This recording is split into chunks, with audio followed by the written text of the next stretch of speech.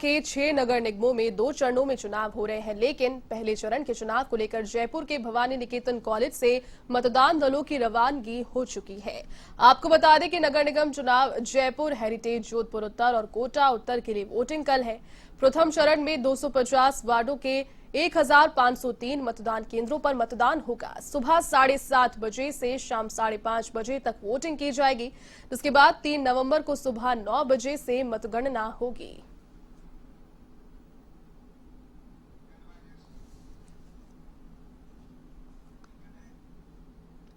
29 अक्टूबर को जयपुर नगर निगम हेरिटेज प्रथम चरण के चुनाव है। इस चुनाव को लेकर पुलिस प्रशासन पूरे तरीके से अलर्ट है।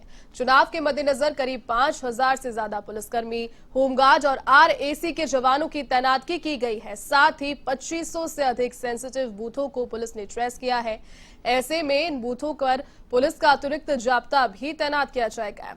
चुनाव के दौरान होने वाली आपराधिक घटनाओं पर लगाम कसने के लिए सिविल ड्रेस में पुलिस की टीम तैनात यहां की गई है।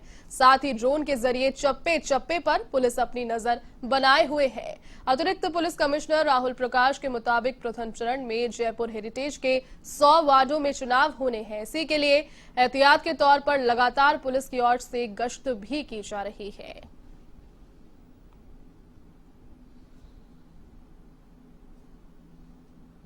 जो हमारे नगर निगम चुनाव है उसमें 29 को पहला चरण है, 1 को दूसरा चरण है। पहले चरण में लगभग 1500 हमारे बूथ है जहाँ पे चुनाव कराने हैं। दूसरे चरण लगभग 2000 बूथ है।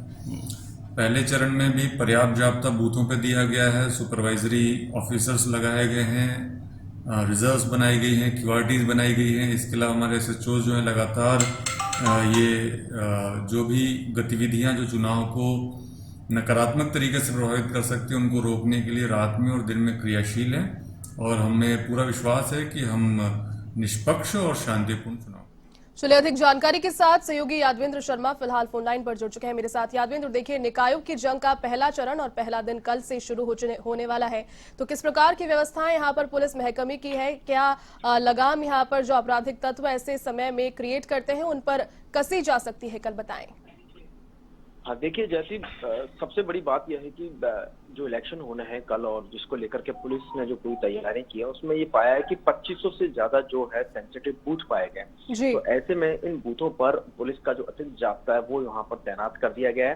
साथ क्योंकि 4 दीवारी वाला जो क्षेत्र है पूरा और कुछ ऐसे सेंसिटिव क्षेत्र हैं जहाँ पर पुलिस के अतिरिक्त जाब्ते के साथ साथ वहाँ क्यूआरटी और ईआरटी की जो टीम है उनको भी वहाँ पर तैनात किया जाना है। तो उसके लिए भी यहाँ पर क्यूआरटी और ईआरटी की टीम को वहाँ पर तैनात कर दिया गया है जी। उन जगहों पर ड्रोन के जरिए अभी मतलब 2 दिन से ही चप्पे चप्पे पर नजर रखी जा रही है, क्योंकि 2500 बूथ ऐसे पाए गए जहां पर ऐसा लगता है कि पुलिस को कि यहाँ पर कुछ ऐसी घटनाएं हो सकती है, क्योंकि विगत जो चुनाव को देखा जाए तो वहां पर ऐसे घटनाक्रम सामने आए। तो ऐसे में बड़ा जरूरी हो जाता है।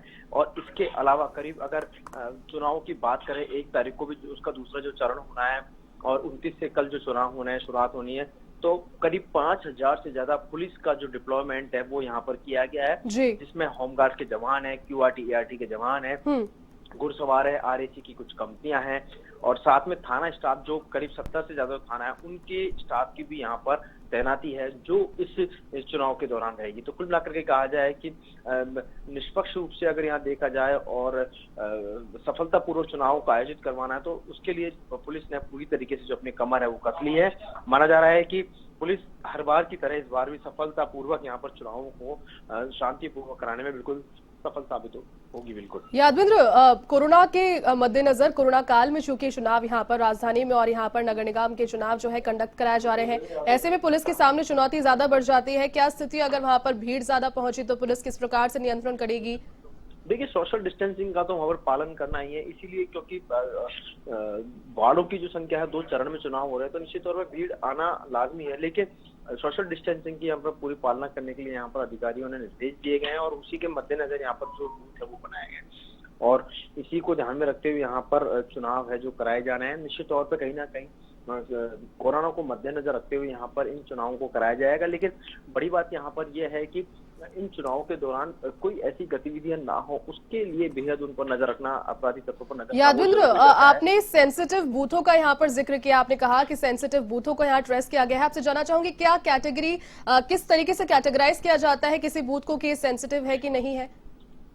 देखिए, सेंसिटिव बूथों को ट्रेस करना मतलब ये बात से ही प्रतीत होता है कि बीते दिनों यहाँ पर जो घटनाक्रम हुए हैं जी। इस चार दीवारी के अंदर, जो लॉ जी। एंड ऑर्डर के जो बिगड़ने की जो स्थितियां होती है और वहां हम्म। पर कुछ आपराधिक तत्व होते हैं जो आए दिन होते रहते हैं, तो उन बूथों को ट्रेस किया जाना बेहद जरूरी था। और यही चुनाव से पहले ही ये प्रक्रिया शुरू हो जाती है और वहां पर 7 दिन पहले से पुलिस का जो डिप्लॉयमेंट है वो शुरू हो जाता है। जी। और साथ में जो गश्त की जो प्रक्रिया होती है पुलिस की, वो लगातार वहां पर जारी रहती है। हम देख भी रहे हैं कि लगातार ऐसे बूथों पर पुलिस की जो टीम है वो लगातार गश्त कर रही है और उन पर निगरानी रखे हुए है। और ऐसे कौन कौन से उस इलाके के अंदर कौन से बदमाश है जिनको वहां पर पाबंद किया गया है। जी। हथियारबंद पुलिस की जो तैनाती है वो वहां पर एनी टाइम रखी गई है। और इसी के चलते जो जितनी भी जो गाड़ियां हैं जो अभी से जो उस इलाकों में जा रही है, आवाजाही हो रही है, उन पर उनको चेक करके और तस्वीरें भी देख रहे हो उनको प्रवेश दिया जा रहा है। जी, ये बिल्कुल। सारे जो सेंसिटिव बूथ हैं उनमें इस तरह की सेंसिटिव हालातों को देखते हुए इस तरह के जो रूपरेखा है वो अपनाई जाती है, वो जब कमिश्नरेट की ओर से अपनाई जाती है। जी यादविंद्र, बहुत शुक्रिया तमाम जानकारी के लिए।